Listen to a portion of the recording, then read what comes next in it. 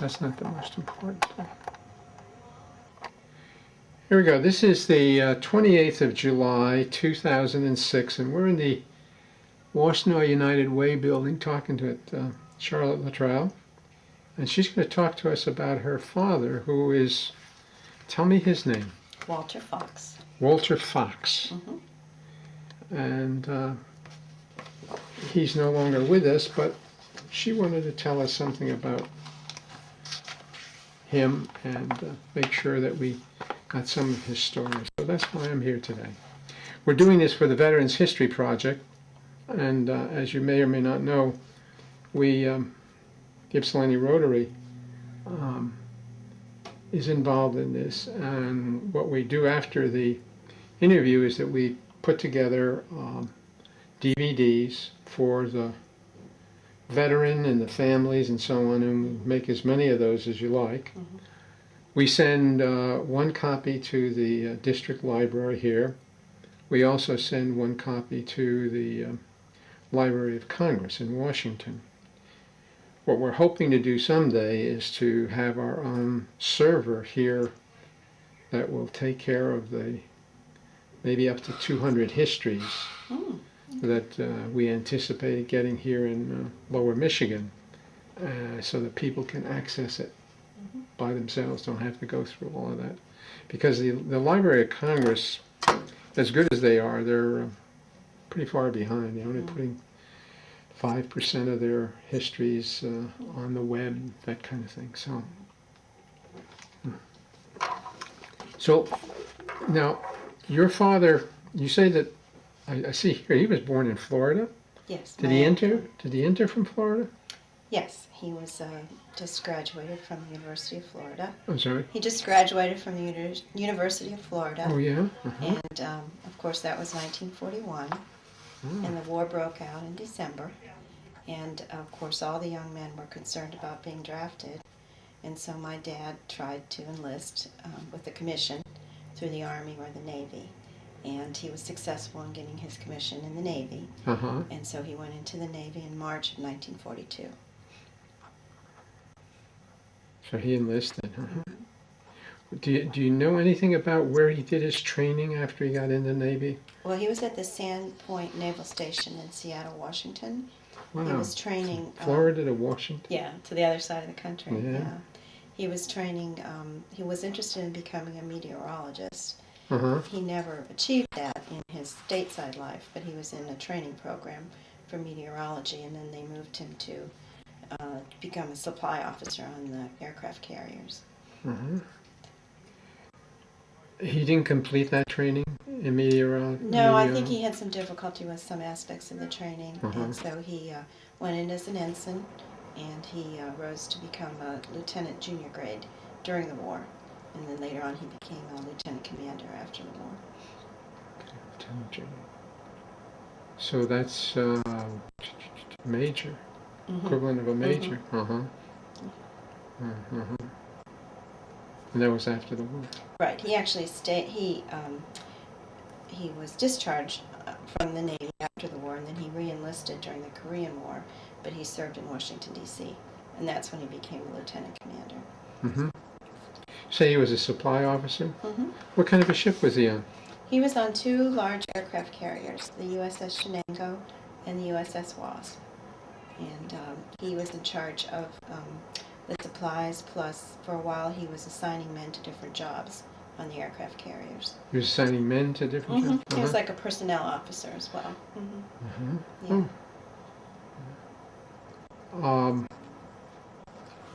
Did he, at least for World War II, did he do all of his service in the South Pacific? Yes. About how long was he in the South Pacific? He was in the South Pacific from the fall of 1942 until the end of the war. Oh, yeah, he didn't come home on leave or anything, as far as I know. He was stationed on different islands. He was in Hawaii for a while, some other of the smaller islands, and spent a lot of time on the carriers.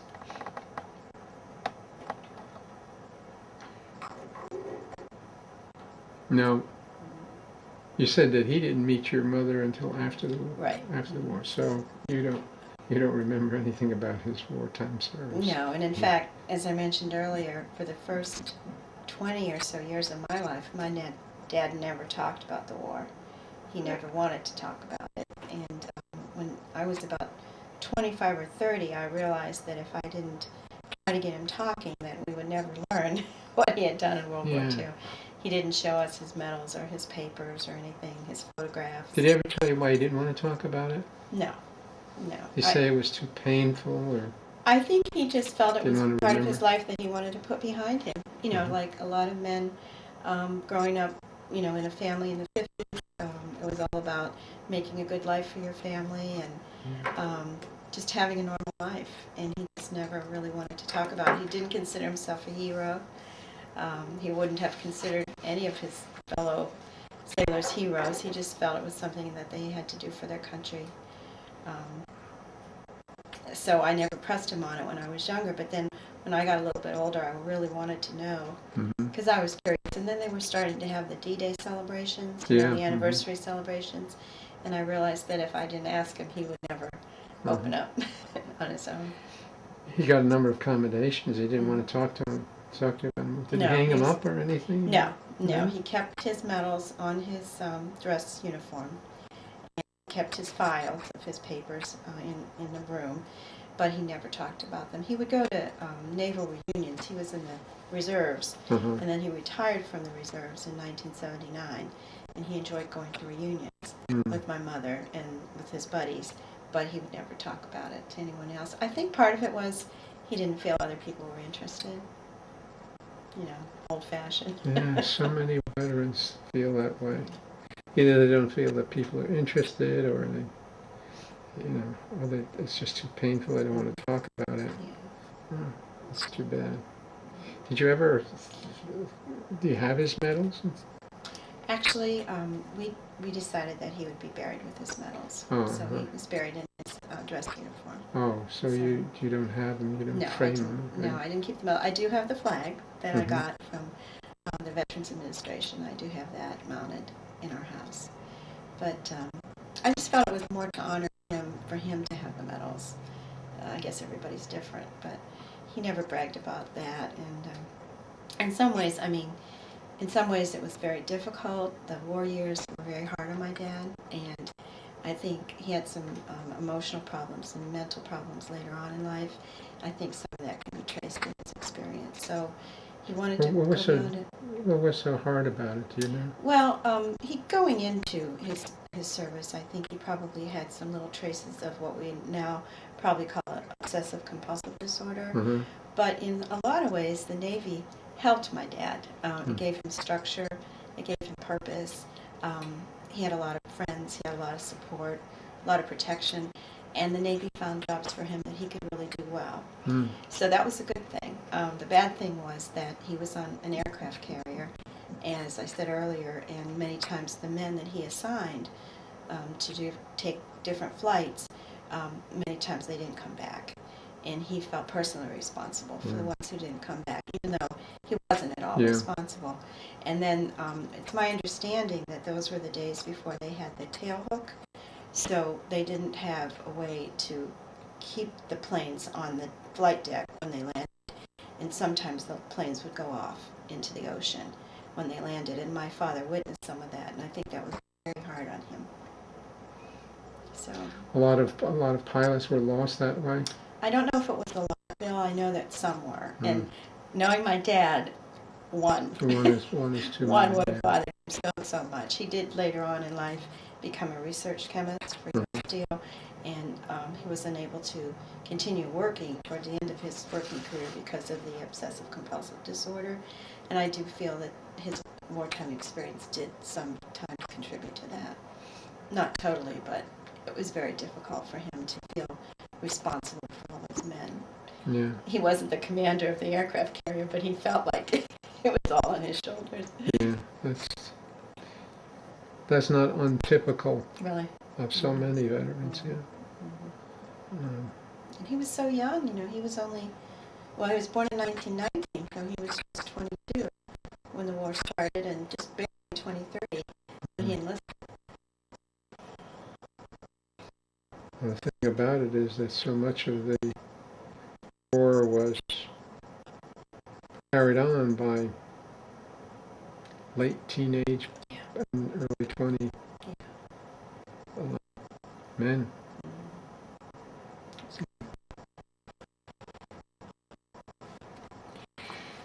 Now, I remember the WASP did. I'm not sure I remember too much about it. That's not one of them that was sunk, was it? No. Um, was it pretty much banged up in any of the battles? I'm sorry, I really wouldn't be able to tell you that. He was there during the war, but he was still pretty vague about that. I think it was more for him the difficulty of knowing that the men that left might not come back, and many of them were shot down. So, this was after Pearl Harbor, and he was stationed in Hawaii after Pearl Harbor, too. So I don't think he was on any of the ships that were in Pearl Harbor at the time of the attack. So it was also just the idea of being away from home for so long, being overseas for about 3 years.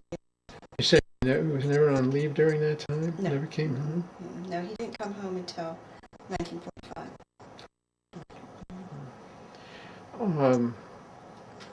Did you have any indication that he was in any way preparing for the invasion of Japan?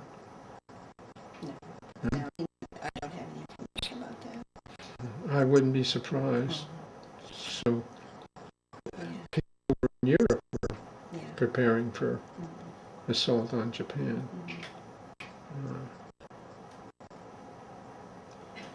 Did he ever talk to you about the dropping of the atom bomb?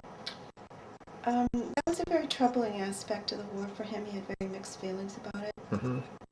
When we started talking a little bit about the war, it was during the Vietnam time. Oh. And I was a teenager, and people were changing their minds about whether or not we should be in Vietnam. And so the tide was kind of turning on the idea of trusting the government to always do the right thing. And he was very conflicted about that, about the bomb.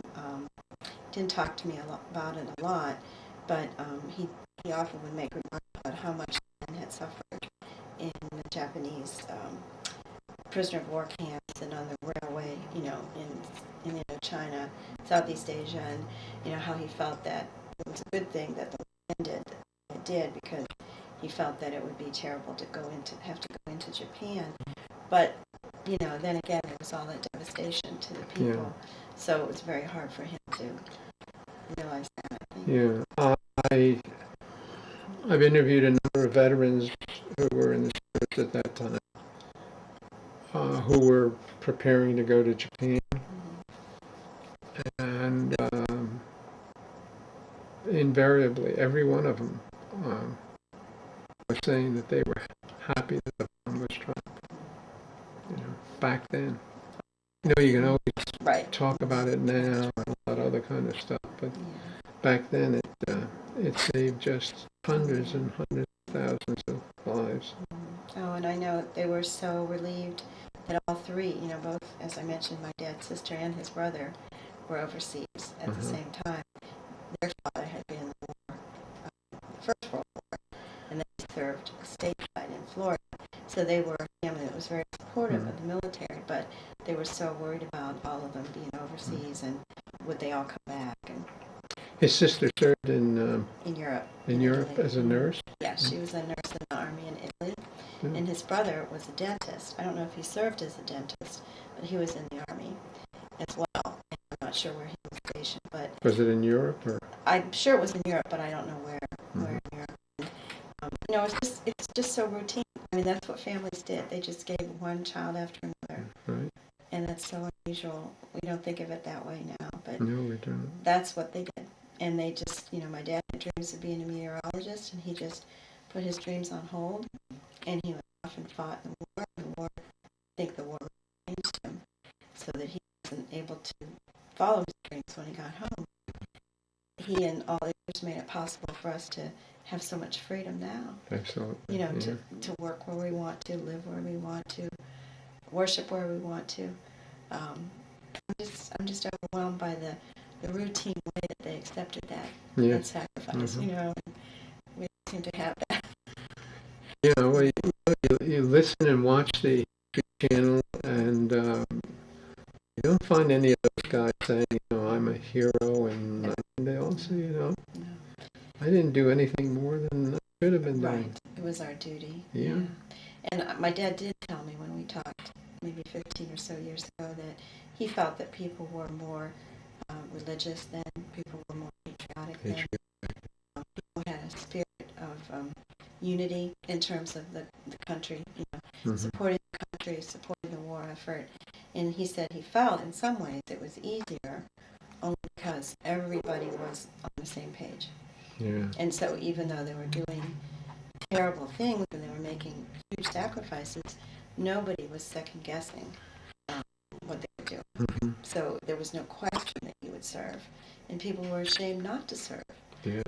And my dad, just like 22 years old, he just signed up and went. So, and I think maybe that's one reason why they didn't make that big a deal about it when they came back, because they just were of that generation that just did what they were supposed to do. And really, when you think about it, they went through the Depression. Yeah. Had nothing. And then as soon as they grew up, they had to go off and fight. I've interviewed a number of people, veterans, who said that they felt guilty about getting deferments, and they've even turned down deferments. They didn't go with everybody else was saying. Right. Yeah. Well, my grandfather, they were always, but they definitely wanted to enlist. Yeah. They were definitely afraid about getting drafted. Mm-hmm. My grandfather tried really hard to get my dad his commission, and like they were waiting, would it be the Army, would it be the Navy? Mm-hmm. And finally the Navy came, so they jumped at it. So. You say you wanted to be a meteorologist, but that didn't work out. What did Well, he was at MIT, Massachusetts Institute of Technology, for a while, but some of his emotional issues were preventing him, I think, from completing his coursework on time. Mm-hmm. And so he was under a lot of stress, and he was afraid. I know because of some other letters I've read that, if he dropped out of school or was kicked out of school, he would get drafted. So there was a lot of pressure to find a place for him in the armed services that was a little bit better position than to simply be drafted. What was the MIT before the University of Florida? Yeah. Uh-huh. Yeah, he's at MIT. That didn't work out as well, and then he finished up in Florida. But I think they knew the war was coming. They felt the war was coming, and they wanted their kids to be in a position where they wouldn't be in the infantry or whatever. So, just a regular enlisted man. What did he do when he got out of service? Well, he went to work for different steel companies in the north. He worked for Armco Steel and eventually for U.S. Steel in Pittsburgh. That's where the steel mills are.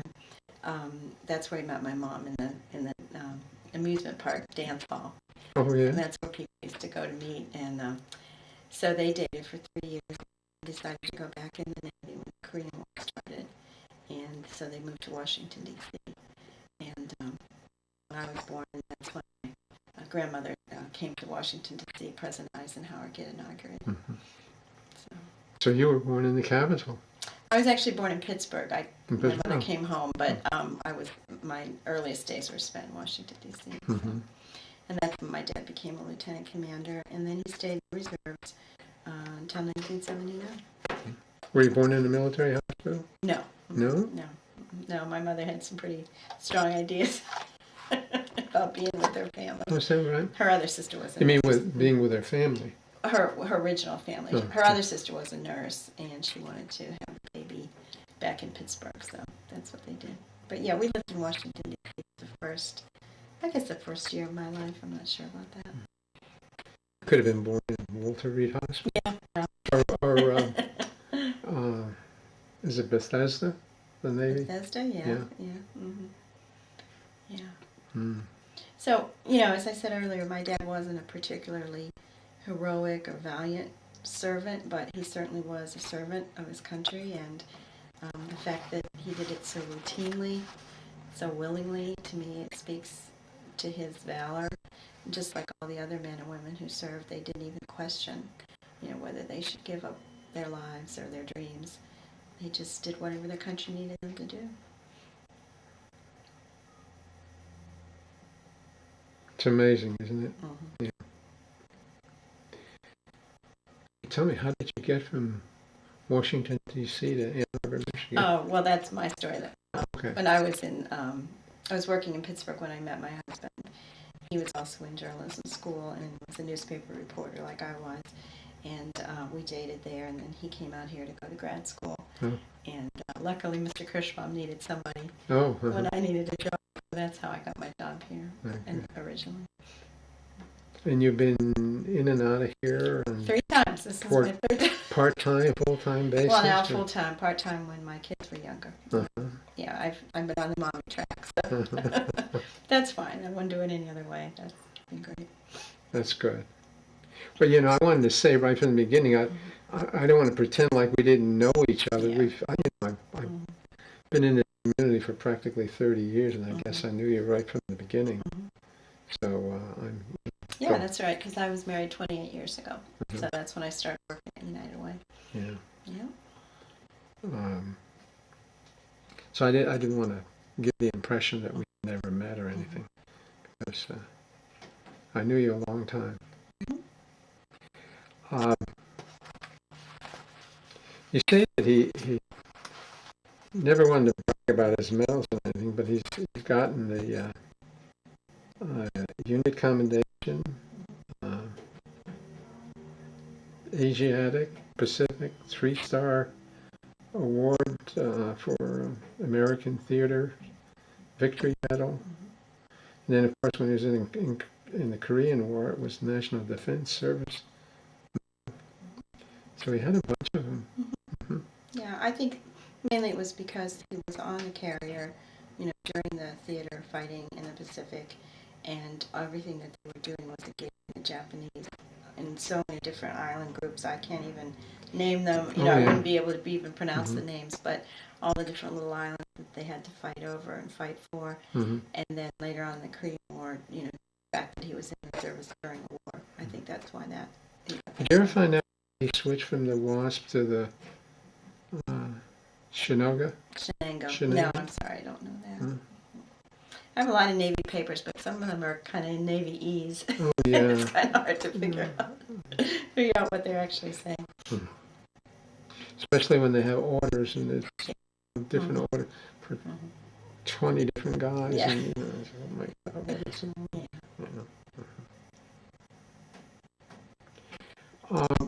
When did your father die?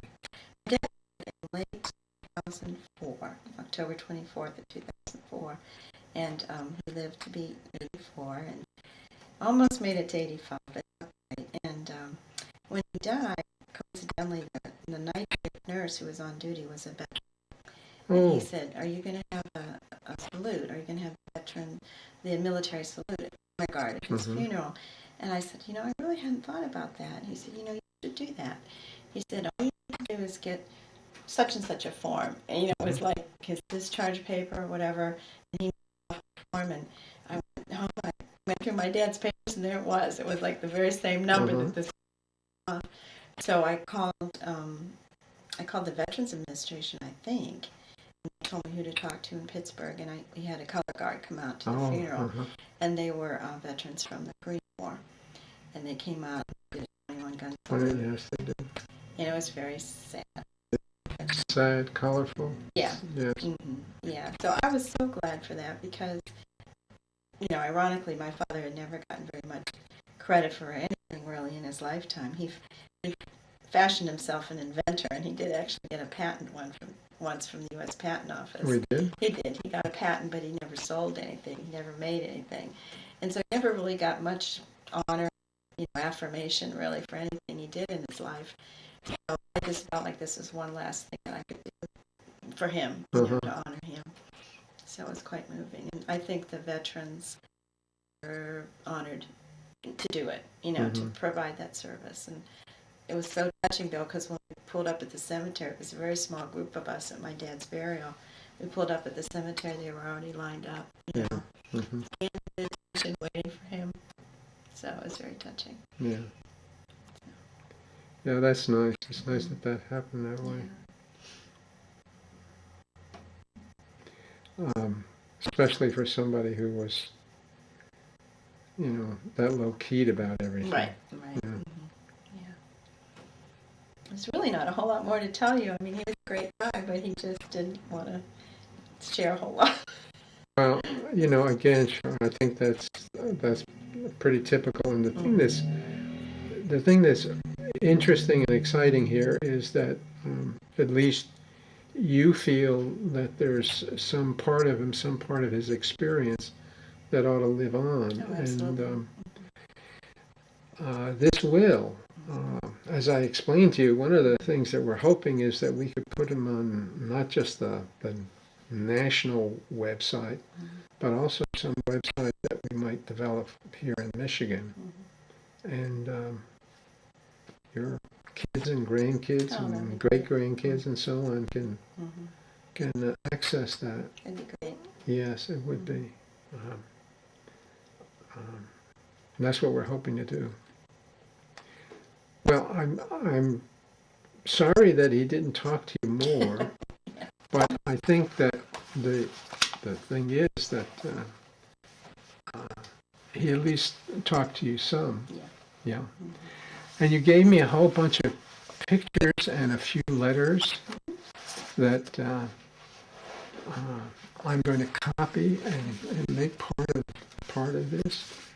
You say that there were a lot of letters, except that very few of them had dates. That's correct. Yeah. And most of the letters, as you know, were very mundane because they couldn't really talk about what they were actually doing. Or where they were. Yeah, so all they could say was like, I'm kind of busy this week, or, food sure is lousy, or, So there wasn't really a whole lot in there, but as I said, the first letter was the one when he shipped out and he became a little bit more sentimental, thanked his parents for what they had done for him, told them he loved them, mentioned different people in his family. So knowing my dad, I knew that he was thinking about maybe I won't come back, that type of thing. And then the last letter is, I think, April 18th, 1945. I saved that because that's the one when he said he'd be coming home. He knew then that he was coming home? Yes, in that last letter he talks about, don't send me any more mail. Oh, yes. So he must have had some indication that he was going to be reassigned or something. Yeah, I'm sure that he did. I don't have all the documentation. Yeah. But then, he left the service in 46. So his plan was, to go on. He went, I think he tried to go back to MIT. I don't think that ever really worked out. But, he was planning on leaving the service. So that would be the last letter from the carrier. Yeah. Well, I'm going to copy all of these and make them part of this package. And as I say, it's going to be here locally, and hopefully on a website that we can put together. And that would be exciting. Well, that'd be great. Even if just a little smidgen of it gets on. Oh, absolutely. That'd be great. Well, when you and I talked, you said that you wanted to make sure that you did something to honor your father, and I think this is important. And I hope that there are a lot of other families that will feel the same way, because we've lost so many histories. Yeah, and so many lives, like this other situation where my aunt's boyfriend died. Really, I mean, it changed her whole life too. Yeah. She had no kids. She had no grandchildren. I mean, whole lives were just altered forever. Yeah. And that's just one example. So it's very powerful when you think about it. Yeah. I want very much to come back and I want to have a fresh tape to do that. Okay. Sounds good. And you're going to talk to our Rotary Club on the 24th of August. Oh, am I? Yes. Well, let's hope that the PowerPoint that I have will work. I've shown it now 4 times, and one time it worked fairly well, only because somebody in the audience fixed it up. But the last time in Brighton, it just didn't do anything. So I had to talk for 20 minutes, which I don't like to do. Well, we have a real whiz Case Modell. I don't know if you've met him. He does our website for our club, and he's very good at that kind of stuff. So if he's in the audience that day, I'm sure you'll have no Well, problem. I think maybe some of my problem is that I've mixed my computer with other people's projectors and things of that, and I don't know. But anyhow, I've been running it and running it and running it, and it works. So maybe by then it will Good. work. Okay. Well, we're looking forward to Thank it. you. Thanks a lot. Thank you. Thank you Appreciate very it. much. Thanks Okay. for coming in. Well, Now, thank do you want me to make copies